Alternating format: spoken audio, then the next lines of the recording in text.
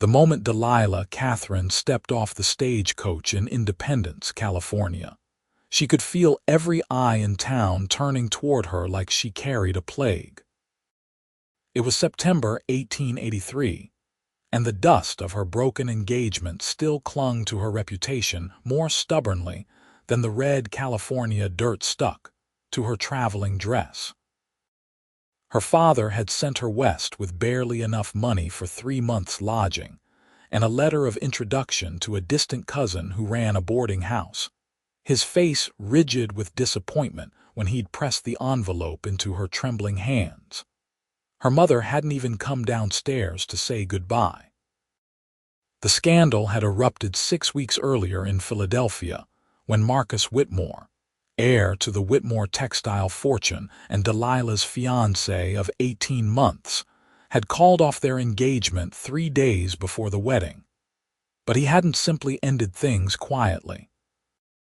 No, Marcus had stood in her parents' parlor surrounded by both families, and announced that he could not in good conscience marry a woman who had been seen alone with another man in the public gardens. The accusation was utterly false. Delilah had been helping an elderly gentleman who had fallen on the path, but Marcus's mother had witnessed only the moment Delilah had been kneeling beside the man, her hand on his arm. No amount of explanation could undo what Mrs. Whitmore believed she had seen, and Marcus, ever the devoted son, had chosen his mother's version of events over the truth. The humiliation had been absolute. The wedding gifts had to be returned, the announcements retracted. Delilah's 2 younger sisters suddenly found their own marriage prospects dimming as whispers spread through Philadelphia society like wildfire. Her father, a respected banker, noticed clients treating him with cool formality instead of warm familiarity. Her mother took to her bed with sick headaches that the doctor said were brought on by nerves and social disgrace. Within a month, the family consensus was clear. Delilah had to leave. Her presence was a constant reminder of shame, and perhaps, they reasoned, absence might allow the scandal to fade. So here she was, 23 years old, standing on a dusty street in a town that sat in the shadow of the Sierra Nevada mountains, surrounded by strangers who had no idea who she was or what she'd done. The freedom of anonymity should have felt liberating, but instead, Delilah felt utterly alone. She picked up her carpet bag and the smaller trunk that contained what remained of her trousseau, items her mother had packed with tight-lipped efficiency, and made her way down the wooden sidewalk toward the address written in her father's precise hand. The boarding house was a 2-story structure with a wide porch and cheerful yellow curtains in the windows. A hand-painted sign declared it to be Rosewood Rooms proprietress, Mrs. Agnes Cornell. Agnes Cornell turned out to be a woman in her late 50s with steel-gray hair pulled back in a practical bun, and eyes that seemed to see straight through to a person's bones. She read the letter of introduction twice, glanced at Delilah's fine but travel-worn clothes, and quoted a price for room and board that would stretch Delilah's funds to exactly 2.5 months. "You'll be wanting work then," Agnes said, not unkindly, folding the letter and handing it back. "Can you sew, cook, keep books?" "I can do all 3, Delilah answered, lifting her chin. She'd been raised to be an ornament in a wealthy man's home, but her education had been thorough. "I can read and write, do figures, and I've managed my mother's household accounts for the past 5 years. Agnes's expression shifted slightly, something like approval flickering across her weathered face. "The general store might need help with their books. Old Mr. Hastings has been struggling since his eyesight started going. I'll introduce you tomorrow. For now, let's get you settled." The room was small but clean, with a window that looked out over the street and a bed that felt like heaven after days of stagecoach travel. Delilah unpacked her few belongings, hung her 2 good dresses in the narrow wardrobe, and sank onto the bed as the enormity of her situation finally crashed over her. She was alone in a strange place, nearly penniless, with no friends and no prospects. The tears that had been building since Philadelphia finally spilled over, and she let herself cry into the thin pillow until exhaustion pulled her into a dreamless sleep. Morning came with the sound of wagons and voices in the street below. Delilah washed her face in the basin, pinned her dark hair into a simple knot at the nape of her neck, and dressed in her most practical gown, a dove gray cotton that buttoned high at the throat. When she came down to the dining room, she found Agnes setting out a breakfast of biscuits, eggs, and strong coffee. "The other boarders eat earlier," Agnes explained, "but I figured you'd need your rest. Eat up, then we'll walk over to Hastings' General Store." The store occupied a prominent corner on Main Street, its windows displaying everything from saddles to sacks of flour.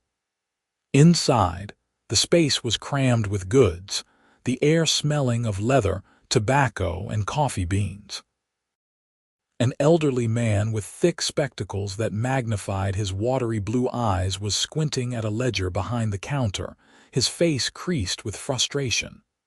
"Howard," Agnes called out, "I've brought you salvation." Howard Hastings looked up, and relief flooded his features when Agnes explained Delilah's skills. He pushed the ledger across the counter, and Delilah saw immediately that the columns were a mess, numbers crossed out and rewritten, some entries barely legible. "May I?" she asked, and at his grateful nod she pulled the ledger toward her. Her trained eye quickly found the errors, the places where numbers had been transposed or added incorrectly. Within 20 minutes, she'd identified the source of the discrepancy that had been plaguing him. "You're hired," Howard said simply. 6 days a week, $7. You'll keep the books, help customers when I need you, and keep this place organized. Can you start Monday? $7 a week would barely cover her boarding house fees, but it was a start. "Yes, sir, thank you." As they walked back to Rosewood Rooms, Agnes gave her a sideways glance. "You're running from something." It wasn't a question. Delilah's step faltered, but she kept her gaze forward. "I'm looking for a fresh start." "Most people who come out here are," Agnes said. "The West doesn't much care about what you left behind, only what you do once you're here. Remember that." Delilah spent the weekend learning the rhythms of independence. The town had perhaps 300 residents, swelling when the miners came down from the camps in the mountains. It had the usual establishments: a saloon, a church, a small schoolhouse, a blacksmith, and a few other shops. The people she passed on the street nodded politely, but with the reserved curiosity given to all newcomers. On Monday morning, she arrived at the general store wearing her other good dress, a navy blue with cream trim, her hair once again neatly pinned. Howard was already there, and he showed her to a small desk in the back corner where she could work on the books. The morning passed quickly as she immersed herself in the columns of figures, organizing receipts, and making sense of the store's accounts. She was so focused on her work that she didn't notice the man who'd entered until Howard called out, "Morning, Deacon. Your order came in on Friday's freight wagon." Delilah glanced up and found herself looking at a tall man in dusty work clothes and a worn leather vest. He had dark hair that curled slightly at his collar, sun-bronzed skin, and eyes the color of warm whiskey. He moved with the easy confidence of someone comfortable in his own skin, his boots making solid sounds on the wooden floor. "Much obliged, Howard," the man said, his voice a deep drawl that suggested he'd been born somewhere farther south. "Been waiting on those supplies. Got a section of fence that won't fix itself. Deacon, this is Miss Katherine, my new bookkeeper. Miss Katherine, Deacon Voss. He's got a ranch about 5 miles east of town." Deacon Voss touched the brim of his hat, his gaze meeting Delilah's with frank interest. "Madam, welcome to Independence." "Thank you, Mr. Voss," Delilah said, her voice steady despite the unexpected flutter in her chest. There was something about the directness of his gaze that made her feel truly seen for the first time since arriving in California. "Just Deacon, please." "Mr. Voss was my father, and he's been gone 10 years now." He turned back to Howard. "I'll load up those supplies and settle my account." As Deacon carried sacks of grain and coils of wire out to his wagon, Delilah found her attention drifting from the ledger to the window, where she could see him working with efficient, practiced movements. Howard caught her looking and chuckled. "Good man, Deacon is. Built that ranch from nothing after his father died. Works harder than 3 men and treats everyone fair. Keeps to himself mostly, but he's got a good heart." Delilah bent back over her work, annoyed at herself for staring. She hadn't come west to moon over some cowboy, no matter how capable he appeared. She'd come to escape the ruins of her reputation and build some kind of life where no one knew about her shame. But when Deacon came back inside to settle his bill, he paused at her desk. "You're new to town, Miss Katherine?" "Yes, I arrived Saturday from back east by your accent. Philadelphia," she admitted. "Long way to come. You got family here." "A cousin," she said, which was technically true even if Agnes was a very distant relation she'd never met before last Saturday. Deacon nodded slowly, and something in his expression suggested he understood there was more to the story than she was telling.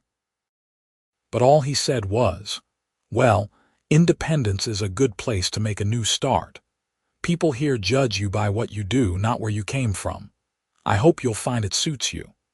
Then he was gone, and Delilah sat staring at the ledger without really seeing it, his words echoing in her mind.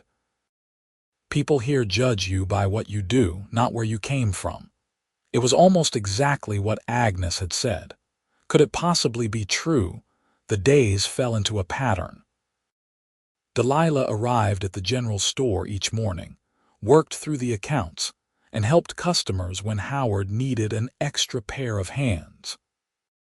She learned the names of the regular customers, the ranchers who came in for supplies, the miners who stopped by before heading up into the mountains, the women who gathered to examine the fabrics and discuss the latest news. Some were friendly, others merely polite, but no one treated her with the cold disdain she'd grown accustomed to in Philadelphia. Deacon came into town every week or two for supplies, and each time he made a point of stopping by her desk to exchange a few words. Their conversations were brief but genuine. He asked about the boarding house, whether she'd seen any of the countryside yet, if she was settling in well. She learned that he ran cattle and horses on his ranch, that he'd come to California from Texas when he was 18, that he'd worked as a ranch hand for years, before saving enough to buy his own land. "It's not much," he said one afternoon in late October, leaning against the counter while Howard assembled his order. "Just a couple 100 acres and a house that's more practical than pretty. But it's mine, free and clear. Built most of it with my own hands." "That must be satisfying," Delilah said, and she meant it. There was something appealing about the idea of creating something through one's own labor, of owning something that no one could take away. "It is," Deacon agreed. "Though it gets lonely sometimes, just me and the cattle and my 2 ranch hands. You ever been on a ranch, Miss Katherine?" "Never. The closest I've come to livestock is the horses that pulled our carriage in Philadelphia." His mouth quirked in what might have been amusement. "Well, if you ever want to see what ranch life is like, you'd be welcome to visit. I know Mrs. Cornell would be happy to come along as chaperone if you'd like. She's known me since I first came to Independence." The invitation surprised her, and she wasn't sure how to respond. Part of her wanted to say yes immediately, but caution held her back. She'd been burned by trusting too easily before, by believing that Marcus Whitmore's polite attention meant genuine regard. "That's very kind of you," she said carefully. "Think about it," Deacon said. "The offer stands." That evening at dinner, Delilah mentioned the invitation to Agnes. The older woman set down her fork and studied Delilah with those sharp eyes. "Deacon Voss is one of the most decent men I know. He doesn't give his regard lightly, but when he does, it's solid. If you're worried about his intentions, don't be. He's not the type to trifle with a woman." "I'm not worried about his intentions," Delilah said, though that wasn't entirely true. "I just don't want to encourage something I can't follow through on. And why can't you?" The question was so direct that Delilah found herself answering honestly. "Because I'm ruined, Mrs. Cornell. Back in Philadelphia, my engagement ended in scandal. It doesn't matter that I was innocent of what I was accused. My family sent me here to spare them further embarrassment. I have no prospects, no future beyond keeping books in a general store. A man like Mr. Voss deserves better than that." Agnes was quiet for a long moment. Then she said, "Did you ever consider that maybe Mr. Voss gets to decide what he deserves? That maybe he's interested in the woman you are, not the scandal you left behind. He doesn't know about the scandal, so tell him. And if he's half the man I think he is, he won't care." But Delilah couldn't bring herself to do that. Not yet. She was too afraid of seeing disgust or pity replace the warm interest in Deacon's eyes. So she continued working at the store, exchanging pleasantries with him when he came to town, and carefully maintained the distance between them. November arrived with cooler temperatures and news that set the town buzzing with gossip. The Hartwell family, one of the wealthiest ranching clans in the county, was hosting a dance to celebrate their daughter's engagement. Everyone in town was invited, a gesture of the Hartwells' prominence and generosity. Agnes insisted that Delilah needed a new dress for the occasion, and together they selected a deep green fabric from the store's stock that brought out the color of Delilah's eyes. "I'm not sure I should go," Delilah said as Agnes helped her pin the pattern pieces. "I don't really know anyone well enough." "All the more reason to go. How else will you get to know people? Besides, there'll be music and food and dancing." "When's the last time you did something just for the pleasure of it?" Delilah couldn't remember. Even her engagement to Marcus had been more about duty and expectation than pleasure. So she threw herself into making the dress, working on it each evening after dinner.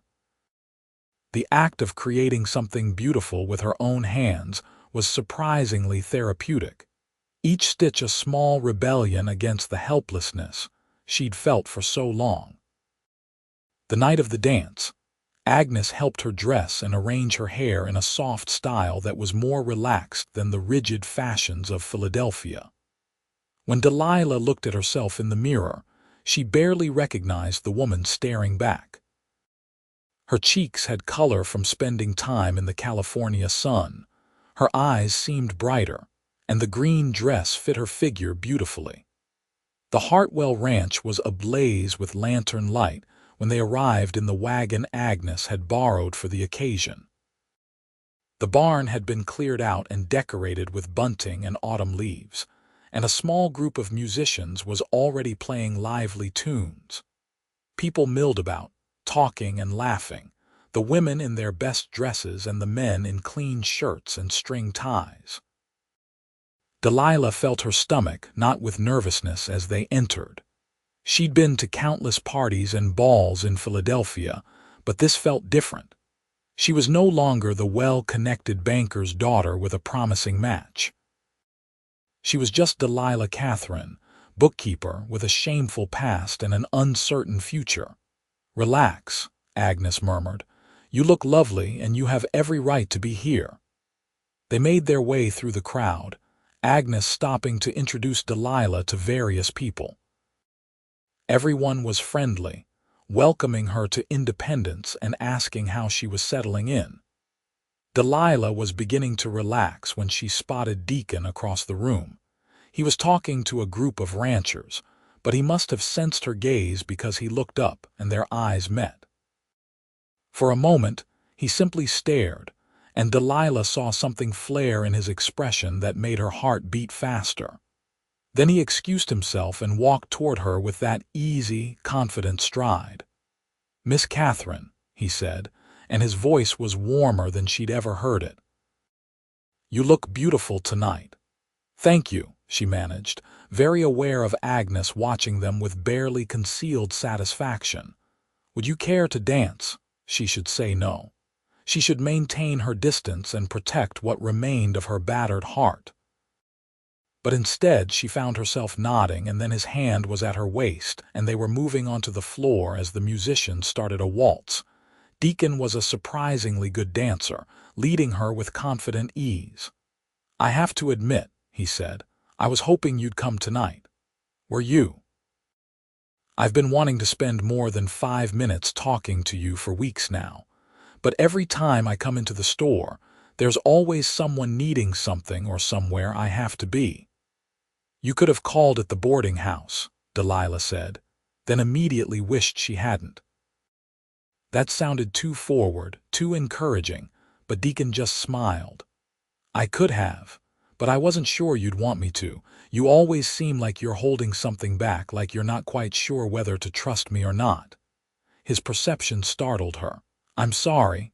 I don't mean to be unfriendly." "You're not unfriendly. You're careful. There's a difference." He spun her gently, and when they came back together, his gaze was serious. "Whatever hurt you back east, whatever made you come all the way out here, you don't have to tell me about it. But I want you to know that out here, you get to decide who you are. Your past doesn't have to define you unless you let it." Delilah's throat tightened with unexpected emotion. "Everyone keeps telling me that, but it's hard to believe when you carry shame with you everywhere you go." "Shame for what? What could you possibly have done that was so terrible?" The question was gentle but direct, and Delilah found herself wanting to answer. Maybe Agnes was right. Maybe Deacon deserved to know the truth before he wasted any more of his kindness on her. "Can we step outside for a moment?" she asked quietly. Deacon nodded and guided her toward the barn doors. The November night was cool and clear, the stars brilliant overhead. They walked a little ways from the noise and light until they were standing by a fence rail, the mountains dark silhouettes against the sky. Delilah gripped the rough wood of the fence and made herself speak. "I was engaged to be married. A man named Marcus Whitmore, from a very prominent Philadelphia family. 3 days before the wedding, his mother saw me kneeling beside an elderly gentleman in the public gardens. The man had fallen, and I was helping him. But Mrs. Whitmore decided I was engaged in some kind of romantic intrigue. She convinced Marcus that I was unfaithful, and he called off the engagement in front of both our families." She forced herself to continue, her voice steady even as her hands trembled. "It didn't matter that I was innocent. It didn't matter that there were witnesses who could verify exactly what had happened. The scandal spread through Philadelphia society like a disease. My reputation was destroyed. My family was humiliated. My sister's prospects were damaged by association. So my father sent me here to spare them the continued embarrassment of my presence." There. It was out. She waited for Deacon to make some excuse and walk away, to understand that she was damaged goods and not worth his interest. Instead, he was quiet for a long moment. Then he said, "That man was a fool." Delilah looked up at him in surprise.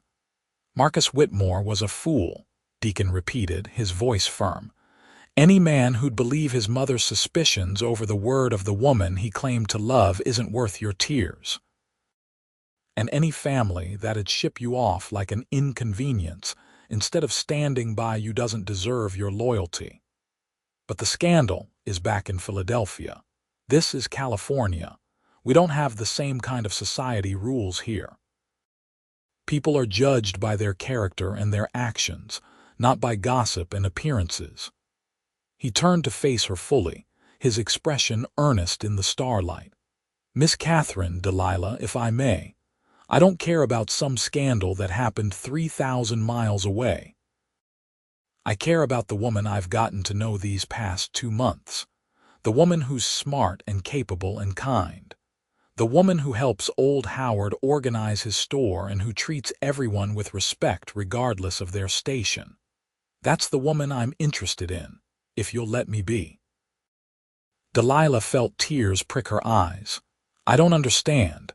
Why would you want to court someone with a ruined reputation? Because your reputation isn't ruined here, and because I think you're remarkable. He reached out and gently took her hand. I know we haven't known each other long, but I'd like the chance to know you better. No expectations, no pressure. Just a chance. She looked down at their joined hands, his calloused and strong from years of hard work, hers soft but no longer quite as pampered as they'd been in Philadelphia. Something in her chest, some tight knot of shame and fear, began to loosen. I'd like that too, she whispered. Deacon's smile was like sunrise, warm and full of promise. Then let's start fresh right here. Hello, Miss Delilah Katherine. I'm Deacon Voss, and I'm mighty pleased to make your acquaintance. Despite everything, Delilah laughed, a real laugh that bubbled up from somewhere deep inside. Hello, Mr. Deacon Voss. The pleasure is mine. They walked back into the barn hand in hand, and if anyone noticed or speculated, Delilah found she didn't care.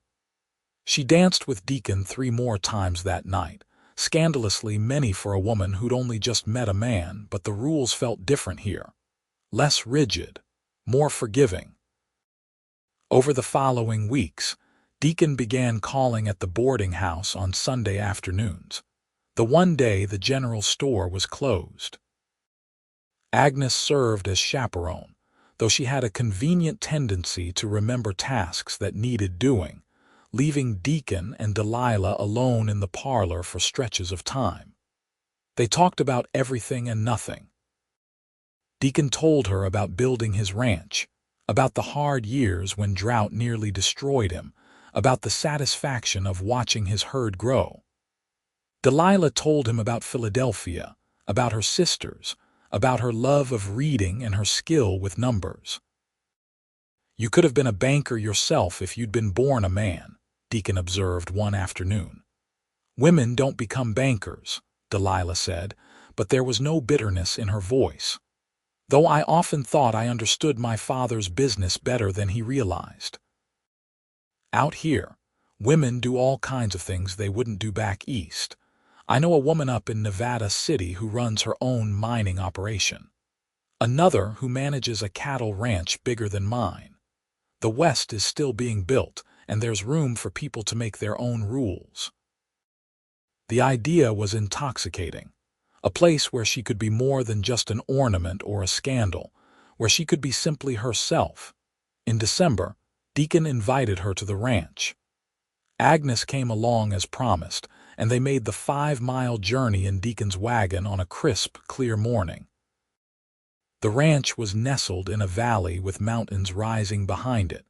The house, a sturdy wooden structure with a wide porch and views that stretched for miles. It wasn't grand by Philadelphia standards, but there was something honest and welcoming about it. Deacon showed them around with obvious pride, introducing them to his 2 ranch hands, Miguel and Thomas, who tipped their hats respectfully. He showed them the barn and the corrals where horses nickered and stamped. He walked them through fields where cattle grazed peacefully. And finally, he brought them back to the house and showed Delilah the interior. The main room served as both kitchen and living area, with a stone fireplace and simple, well-made furniture. There were 2 bedrooms off the main room, one clearly Deacon's and one that served as storage.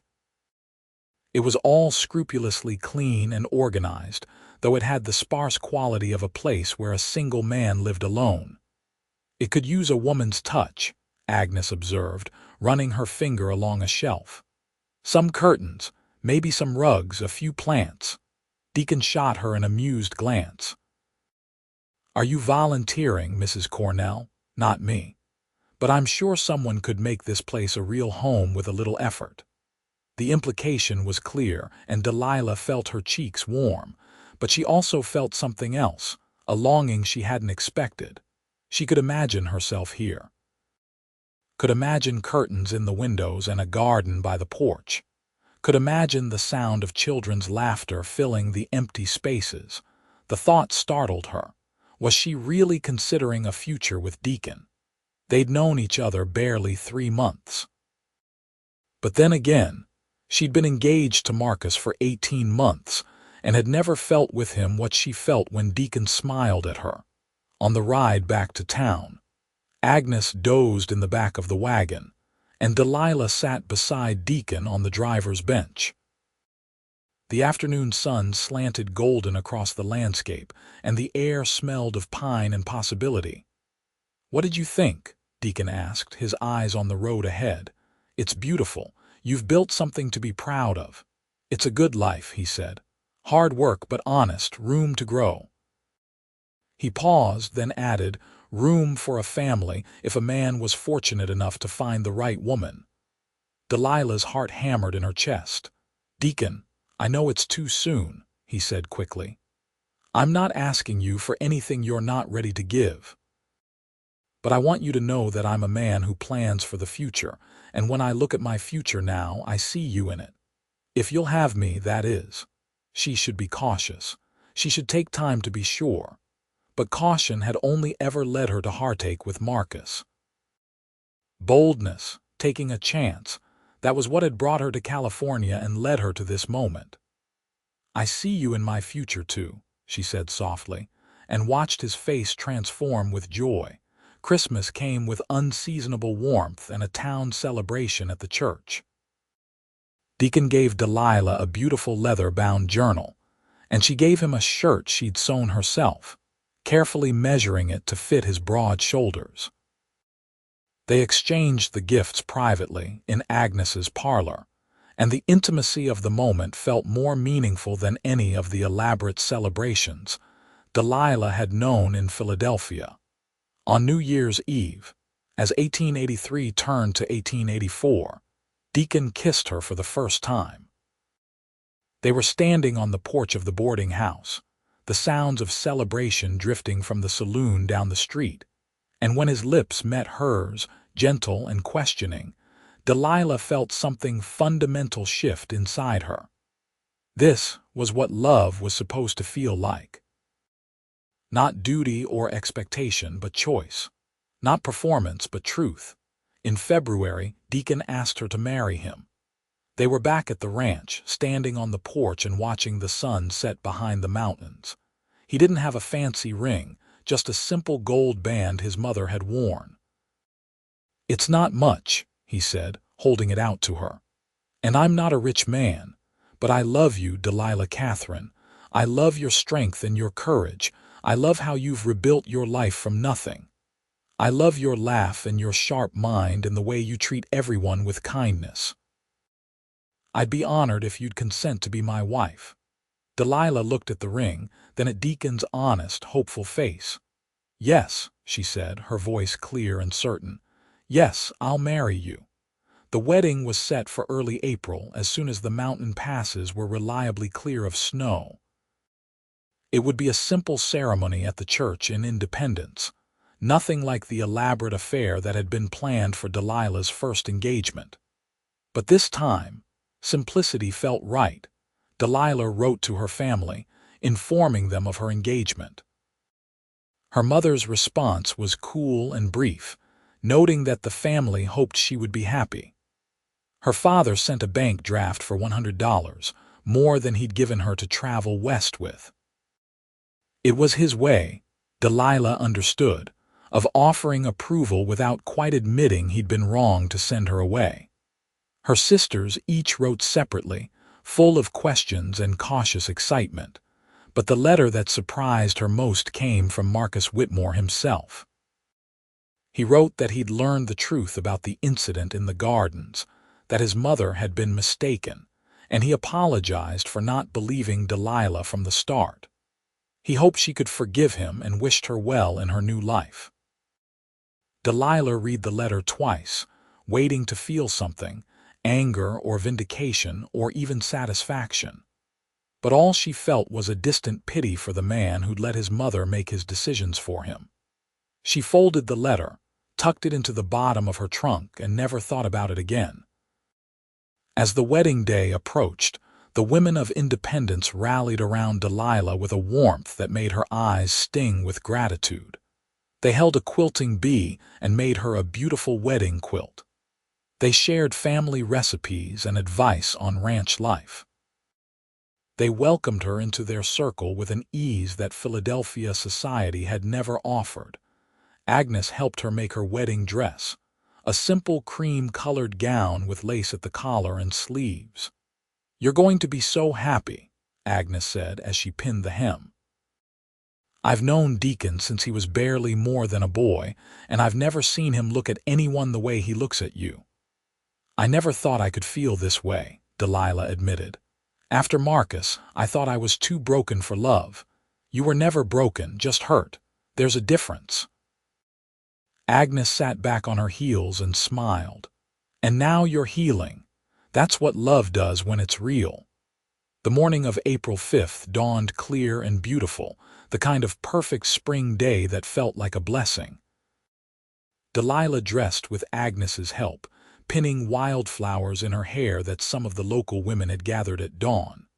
She looked at herself in the mirror and saw a woman transformed, not by a man's love, though that was part of it, but by her own courage. She'd survived scandal and exile. She'd built a new life in a strange place. She'd learned that her worth wasn't determined by other people's opinions, but by her own actions and choices. The church was full when Agnes walked Delilah down the aisle. Deacon stood at the altar in a new suit, his face shining with love and pride. Miguel and Thomas were there, along with Howard from the general store and what felt like half the town. As Delilah joined Deacon at the altar and took his hand, she felt the last traces of shame finally fall away. The preacher spoke about commitment and faith, about building a life together through both hardship and joy. When it came time for the vows, Deacon's voice was steady and sure. "I, Deacon Voss, take you, Delilah Katherine, to be my lawfully wedded wife. I promise to love you, honor you, and cherish you all the days of my life. I promise to be your partner in all things, to stand by you in times of trouble, and to celebrate with you in times of joy. This I vow before God and these witnesses." Then it was Delilah's turn, and she looked into Deacon's warm eyes and spoke from her heart.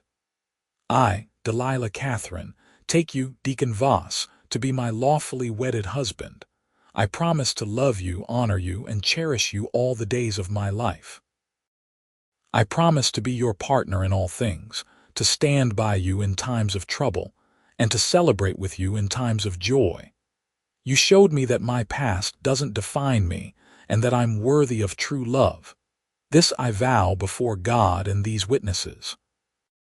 When the preacher pronounced them husband and wife, Deacon kissed her with a tenderness that made the congregation sigh.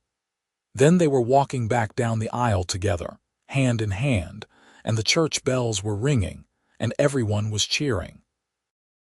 The reception was held at the Hartwell Ranch again, with tables laden with food and the same musicians who'd played at the dance, where Delilah and Deacon had first truly connected. They danced together as husband and wife, and when Deacon pulled her close, Delilah felt a happiness so complete it almost frightened her. "Are you ready to start our life together?" Deacon murmured against her hair. "I've been ready since the moment you told me my past didn't matter," Delilah replied. They left the celebration as the sun was setting, riding back to the ranch in Deacon's wagon. The house looked welcoming in the twilight, and when Deacon carried Delilah over the threshold, she laughed with pure joy. "Welcome home, Mrs. Voss," Deacon said, setting her gently on her feet. Home, Delilah repeated, and the word had never sounded sweeter. That first night as husband and wife was tender and awkward and perfect, two people learning each other with patience and care. Afterward, Delilah lay in Deacon's arms listening to his heartbeat and marveling at how far she'd traveled, not just in miles but in spirit. The next morning she woke to find Deacon already up, making coffee in the kitchen. He brought her a cup in bed, and they sat together planning their day, their week, their life. "I was thinking," Delilah said, "about what you said about women running businesses out here. Would you mind if I continued doing some bookkeeping? Not just for the general store, but maybe for other businesses in town. I enjoy the work, and it would bring in some extra money." "I think that's a fine idea," Deacon said. "You have a gift for numbers, and there's no reason to waste it." "This is your home as much as mine now, Delilah. You get a say in how we build our life." It was such a simple statement, but it meant everything. Marcus had expected her to simply fit into the life he'd planned. Deacon was inviting her to help create something new. As spring turned to summer, Delilah settled into ranch life. She learned to cook on the wood stove, to tend a garden, to preserve food for winter. She helped Miguel and Thomas with the bookkeeping and record keeping, making the ranch's operations more efficient. She took on bookkeeping work for two other businesses in town, sitting at the desk Deacon built for her in the corner of their bedroom. But mostly, she learned what it meant to be truly partnered with someone. Deacon consulted her on decisions about the ranch. They worked together in the evenings, him mending tack while she worked on the books, and talked about their dreams for the future. They rode out together to check the fences and the cattle, and Delilah discovered she loved the wild beauty of the landscape, so different from Philadelphia's ordered streets. In August, Delilah realized she was with child. She told Deacon over dinner, watching his face transform from confusion to understanding to overwhelming joy. "A baby," he breathed, reaching across the table to take her hands. "We're going to have a baby. Are you happy?" Delilah asked, though she could see the answer in his eyes. "Happy doesn't begin to cover it. Delilah, you've given me everything I never knew I wanted. A true partner, a real home, and now a family. I'm the luckiest man alive." The pregnancy was easier than Delilah had feared, though the summer heat was oppressive, and the morning sickness lasted well into the afternoon for several weeks. Deacon was attentive without being overbearing, helping with the heavier chores and making sure she rested. Agnes visited regularly, bringing herbal remedies and advice from her years of experience helping women through their confinements. In late February of 1885, on a cold night when wind howled around the house, Delilah went into labor. Deacon rode hard to fetch the doctor and Agnes, then paced the kitchen while the women attended to his wife. The labor was long and difficult, and several times Deacon heard Delilah cry out and had to fight the urge to burst into the room. But finally, as dawn was breaking, he heard a new sound. The thin, indignant wail of a newborn baby. Agnes opened the door, her face tired but smiling. "You have a son, Deacon. A healthy, strong boy, and your wife is doing well." Deacon pushed past her into the bedroom. Delilah was propped against the pillows, her face pale and exhausted but radiant. In her arms was a tiny bundle wrapped in the wedding quilt, and when she looked up at Deacon, her eyes were full of tears and wonder. "Come meet your son," she said softly. Deacon approached on shaky legs and looked down at the baby. He had a cap of dark hair and was making small, snuffling noises as he rooted against Delilah's chest. His tiny fist waved in the air, and when Deacon carefully touched it, the baby's fingers curled around his with surprising strength. "He's perfect," Deacon whispered, his voice rough with emotion. "You're both perfect." They named him Daniel Howard Voss, after no one in particular, but because the names felt strong and honest, like the life they were building. Daniel was a good baby, healthy and alert, and watching Delilah with their son made Deacon fall in love with her all over again. The first year of Daniel's life passed in a blur of sleepless nights and endless wonder. Delilah continued her bookkeeping work when she could, often with Daniel sleeping in a basket at her feet. Deacon would come in from working the ranch and scoop up his son, talking to him about cattle and horses, even though Daniel was far too young to understand. When Daniel was 6 months old, a letter arrived from Philadelphia. Delilah's youngest sister, Grace, wrote that she was engaged to a young lawyer and hoped that Delilah might consider coming home for the wedding. Delilah read the letter twice, then showed it to Deacon. "What do you think?" she asked. "Should we go?" Deacon considered carefully. "Do you want to?" "Part of me does. I'd like to see my sisters again, and I'd like them to meet you and Daniel. But part of me is afraid of walking back into that world and feeling all that shame again." "You're not the same woman who left Philadelphia," Deacon said. "You're stronger now, more sure of yourself, and you'd be going back as Mrs. Deacon Voss, with a husband who loves you and a beautiful son. Not as someone who was sent away in disgrace, but as someone who built a good life despite being treated badly." His words gave her courage. They made the long journey east in late summer, traveling by stagecoach and train with Daniel, who was remarkably good-natured about the whole adventure. Philadelphia looked exactly as Delilah remembered, but she felt entirely different returning to it. Her family's reaction to their arrival was complex.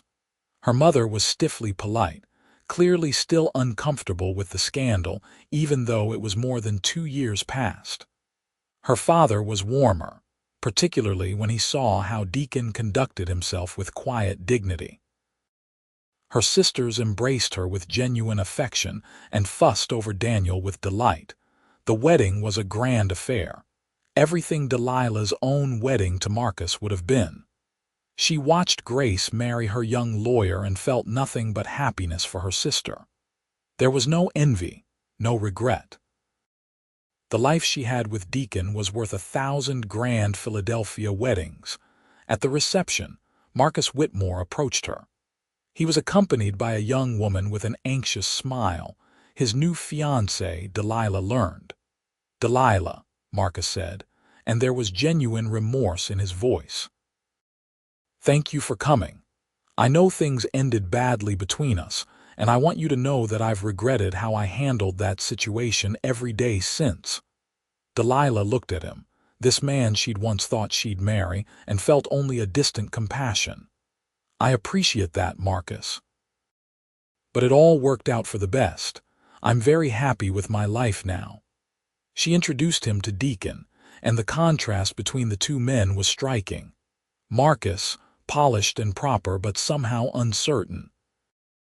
Deacon, less refined perhaps but solid and sure, his hand resting protectively at the small of Delilah's back.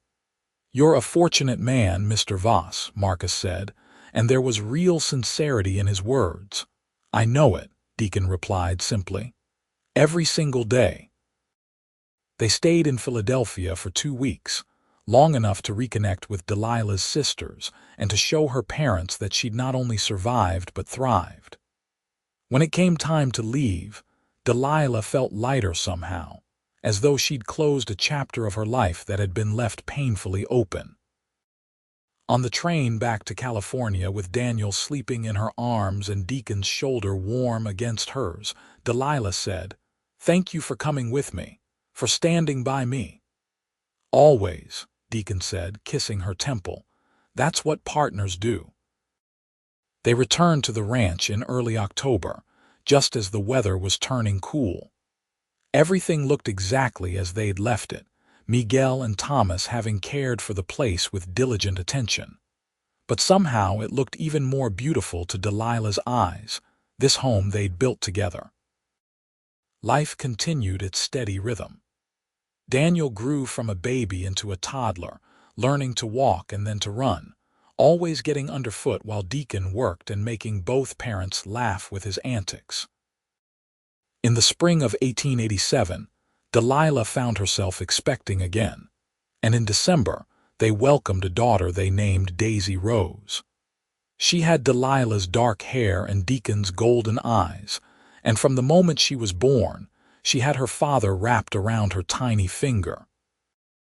The ranch prospered as Deacon's hard work and Delilah's careful management paid off. They were able to hire another ranch hand and expand their herd. Delilah's bookkeeping business grew as well, until she was managing accounts for half a dozen businesses in Independence. When Daniel was old enough, Deacon began teaching him about ranching, taking him out to check fences and feed the horses. Delilah would watch them ride off together, her son's small form perched proudly in front of his father on the saddle, and feel her heart swell with contentment. The town of Independence grew and changed around them. New families arrived, businesses opened and sometimes closed. But through it all, Deacon and Delilah's life remained steady and good. They weathered droughts and harsh winters, celebrated the good years when the cattle prices were high, and supported each other through the inevitable challenges that came with ranch life. In 1890, when Daniel was 5 and Daisy 3, Delilah received word that her father had died. She made the trip to Philadelphia again, this time with Deacon and both children. Her mother had softened considerably with age and grief, and she held Daniel and Daisy with a tenderness she'd never shown when Delilah was growing up. "I was wrong to send you away," her mother said one afternoon when they were alone. "I thought I was protecting the family, but I was just acting out of fear and pride. You've built a better life than you ever would have had here." "I've built a different life," Delilah corrected gently. "Not better or worse, just different, and I'm very happy with it." "That's all a mother can ask for," her mother said, tears slipping down her lined cheeks. "I'm sorry it took me so long to see that." They reconciled as much as was possible across the distance of years and miles. When Delilah and her family returned to California, she and her mother began exchanging letters regularly, mending what had been broken. The years flowed past like water, each one bringing its own joys and challenges. In 1892, Delilah gave birth to twins, boys they named David and Douglas, and the house rang with the sound of 4 children's voices. In 1895, another daughter arrived, Daphne, completing their family. Deacon expanded the ranch, buying adjacent property until they had nearly 1,000 acres. He built additions onto the house, adding bedrooms for their growing family and a proper office for Delilah's work. They hired more ranch hands and began breeding horses as well as raising cattle. Daniel grew into a serious, responsible young man who loved ranching as much as his father did. Daisy was adventurous and bold, always climbing trees and riding the wildest horses. The twins were inseparable troublemakers who kept everyone on their toes. And Daphne, the baby, was gentle and artistic, spending hours drawing pictures of the mountains and animals. Through it all, Deacon and Delilah's love for each other only deepened. They'd built not just a ranch but a true partnership, supporting each other's dreams and weathering life's storms together. On quiet evenings, they'd sit on the porch and watch the sun set behind the mountains, their hands clasped, and marvel at how far they'd come. "Do you ever regret it?" Deacon asked one such evening in 1898. "Leaving Philadelphia, giving up that life?" Delilah looked at him in surprise. "Never. Not for a single moment. That life was never really mine. This ranch, these children, this is where I was always meant to be, even though the path here was so painful, especially because of that. The pain taught me what really matters. It taught me that my worth isn't determined by what others think of me, but by what I know to be true about myself. And it brought me to you." Deacon pulled her close, kissing her with the same tenderness he'd shown on their wedding day 14 years earlier. "I love you, Delilah Voss. More today than yesterday and less than tomorrow." "I love you too," she whispered. "Always and forever." As night fell and the stars emerged overhead, they sat together in comfortable silence, two people who'd found in each other exactly what they'd needed. The scandal that had once seemed like the end of Delilah's world had instead been the beginning of her real life, the one she was meant to live. Inside, their children's voices rang out in laughter and argument, the sounds of a full, rich life. Miguel called out a good night as he headed to the bunkhouse. A horse nickered softly in the barn. The wind carried the scent of sage and earth. This was home. This was family. This was love, real and lasting and true.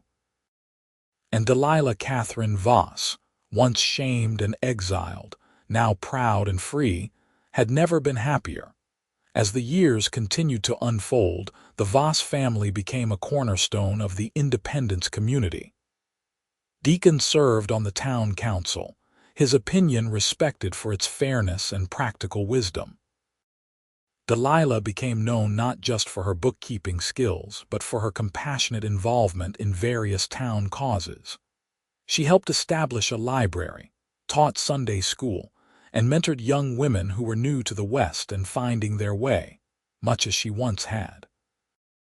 In 1900, Daniel turned 15 and began taking on more responsibility for the ranch. He had his father's work ethic and his mother's head for numbers, a combination that promised well for the ranch's future. Daisy, at 13, shocked everyone by announcing she wanted to become a veterinarian, something almost unheard of for a woman.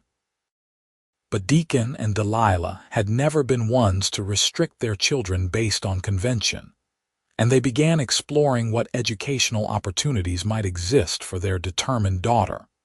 The twins, David and Douglas, were 11 and already accomplished riders and ropers.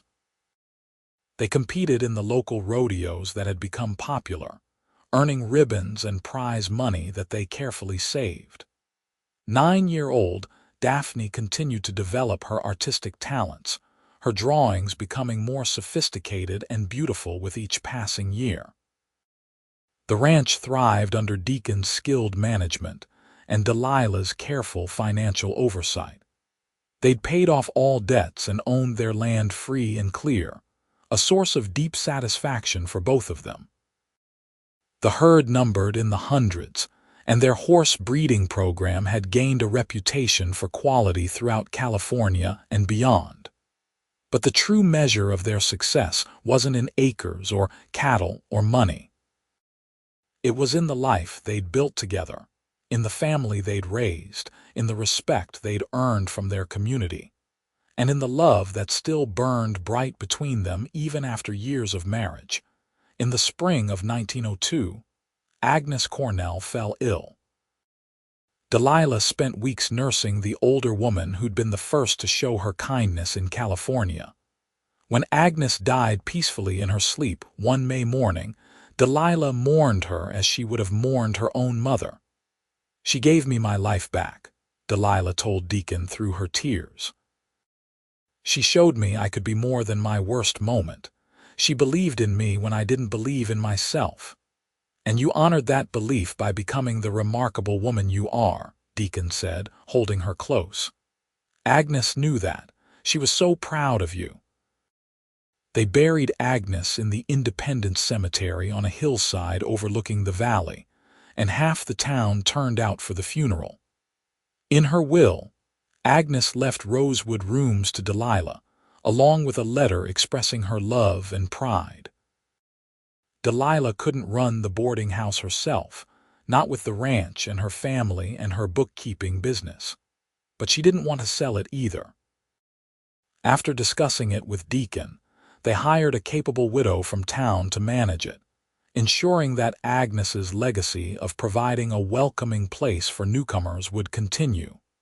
The new century brought changes to Independence and the whole country.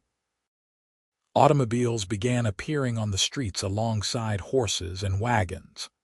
Telephones connected the town to the wider world. The wildness of the West was slowly being tamed, though the mountains and valleys still held plenty of frontier spirit. Through it all, the Voss family adapted and evolved while maintaining the core values that had always guided them: hard work, honesty, loyalty, and love. These were the principles Deacon and Delilah instilled in their children, not through lectures but through the example of how they lived their lives. Daniel eventually married a local girl, the daughter of another rancher, and they built a house on the far corner of the Voss property. Daisy, against all odds and social convention, went to veterinary school in San Francisco and became one of the first female veterinarians in California. She returned to independence and established a practice that served the ranching community for miles around. The twins, who everyone had assumed would be ranch hands forever, surprised everyone by developing an interest in mining. They eventually established their own small operation in the mountains, successful enough to support their families while allowing them to pursue the adventure they craved.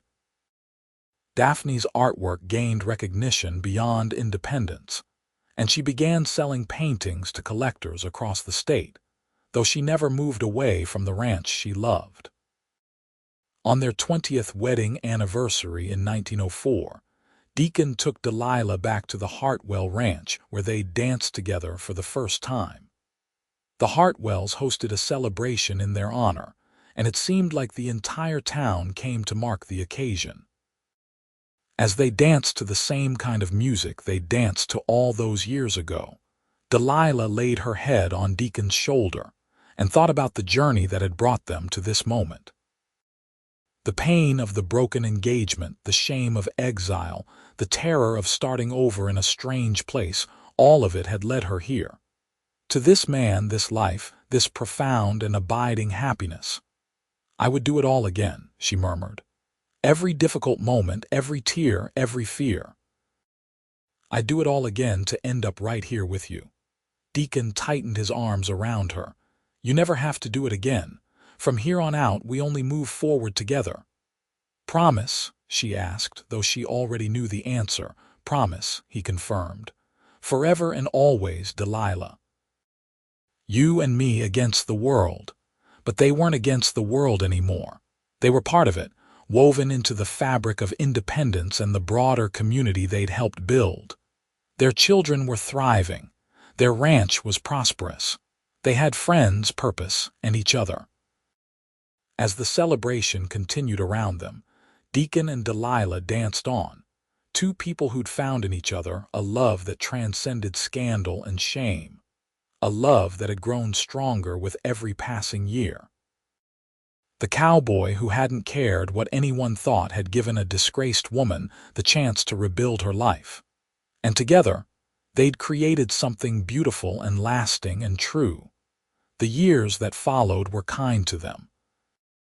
They aged gracefully together, their hair graying, their faces lining, but their love only deepening with time. They welcomed grandchildren into their lives, delighting in watching Daniel's children grow, attending Daisy's wedding to a fellow veterinarian, celebrating with the twins when they struck a particularly rich vein of silver, and crying happy tears at Daphne's art exhibitions. On quiet evenings, they still sat on the porch and watched the sun set behind the mountains, their hands clasped, their hearts full. They'd built a legacy that extended far beyond the ranch. They'd built a family rooted in love and acceptance. They'd built a life that proved scandal and shame didn't have to be the end of the story. They could be the beginning of something better. In the end, the broken engagement that had once seemed like Delilah's ruin had been her salvation. It had freed her from a life that would have stifled her spirit and brought her to a place where she could truly flourish. It had led her to a man who loved her not for what she could give him in terms of status or connections, but for who she fundamentally was. And that cowboy, Deacon Voss, who hadn't cared what Philadelphia society thought, who had seen past scandal to the strong, capable, beautiful woman beneath, had given Delilah the greatest gift imaginable. Not just his love, but the space to discover her own worth. The freedom to define herself on her own terms. The partnership of a lifetime. As the 20th century progressed, and the wild frontier became increasingly civilized, the story of Deacon and Delilah Voss became something of a legend in independence.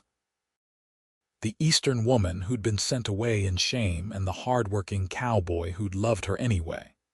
The couple who'd built a ranching empire and raised 5 remarkable children. The partners who'd stood side by side through every challenge life threw at them. When they finally passed, years later and within months of each other, it was said that they'd lived the kind of love story that people wrote books about. The kind that proved true love wasn't about perfection or convention or meeting society's expectations. It was about 2 people choosing each other, every single day, and building a life together based on respect, partnership, and unwavering devotion.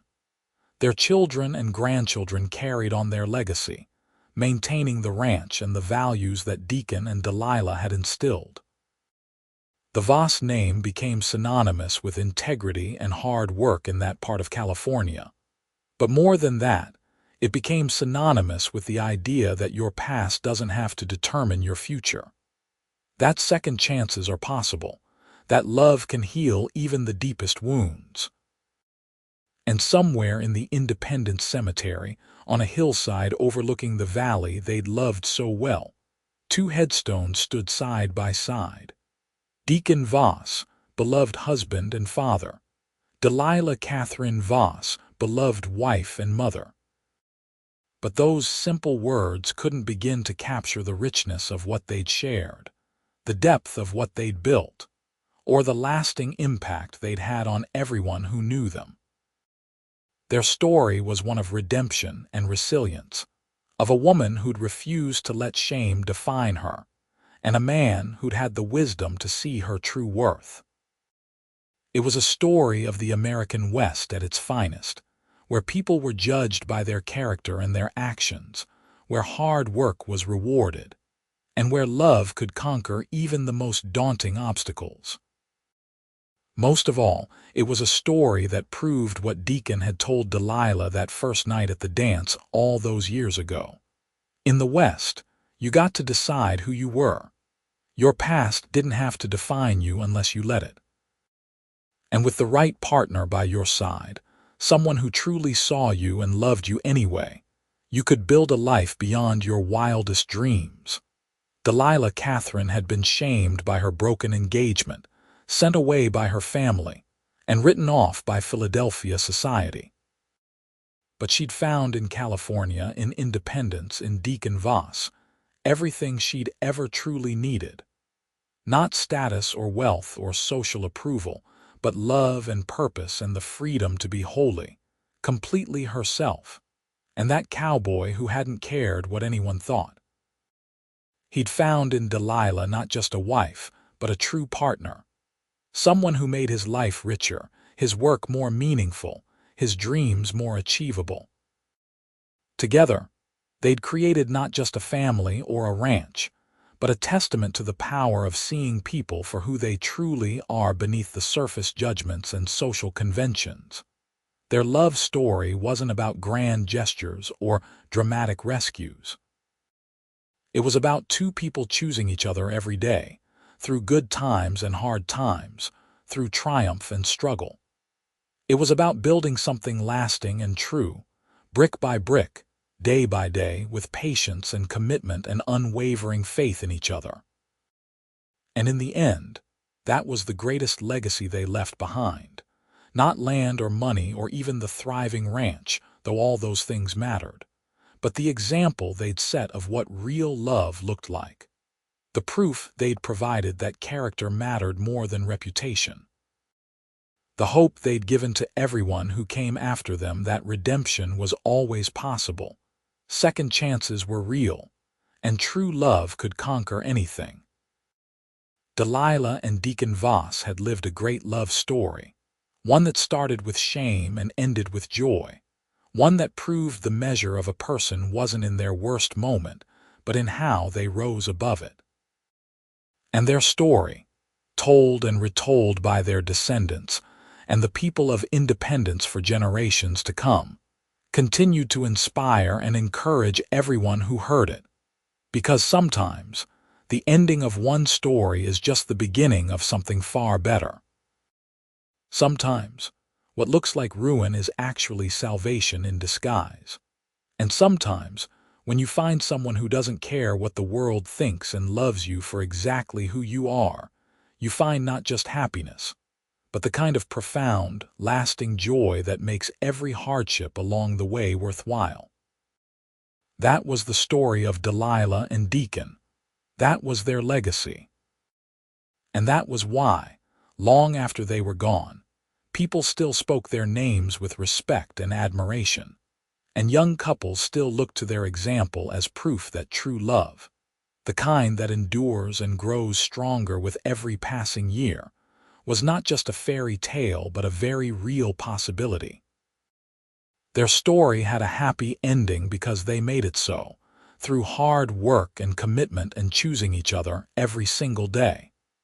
And in doing so, they proved that happy endings weren't just for people born into the right circumstances or with the right connections. They were for anyone brave enough to start over, strong enough to face their fears, and wise enough to recognize real love when it finally came along. Delilah Katherine Voss, once shamed and exiled, died surrounded by children and grandchildren who adored her, on land she'd helped build into a legacy, next to a man who'd loved her faithfully for more than 50 years. She died having lived a full, rich, meaningful life that far exceeded anything she could have imagined that dark day when she'd stepped off the stagecoach in Independence with barely enough money to survive, and a heart full of pain. Deacon Voss died knowing he'd built something lasting, something good, something that would continue long after he was gone. He died having loved deeply and been deeply loved in return. He died having made a difference not just in his wife's life, but in the lives of his children, his community, and everyone who'd known him. Their ending was happy not because everything was perfect, but because they'd built a life together that was true and meaningful and full of love. They'd faced challenges and overcome them. They'd raised children who became good people. They'd contributed to their community and made the world a little better for having been in it. And they'd loved each other through it all with a devotion that never wavered, a partnership that never faltered, and a commitment that lasted until their final breaths and beyond. That was their story. That was their triumph. And that was why, even now, when people in Independence talk about what real love looks like, they tell the story of the disgraced Eastern woman and the cowboy who didn't care what anyone thought. The story of Delilah and Deacon Voss, whose love proved stronger than shame, more enduring than scandal, and more powerful than any obstacle life could throw in their path.